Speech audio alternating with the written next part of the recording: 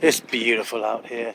Now, here's the river. If you come over here, you've got the pickleball courts and tennis courts. Nice breeze coming into here as well. Here you get some information. And you've got a barcode to scan as well if you want to have it in English.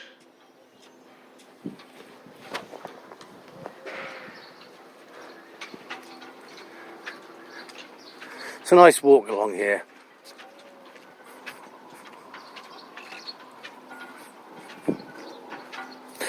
CCTV cameras as well, very important.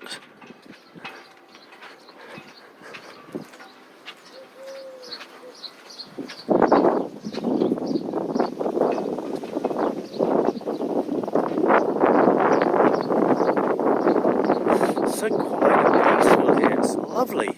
Lovely and tranquil.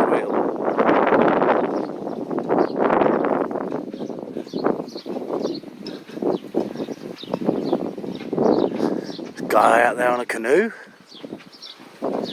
going with the tide.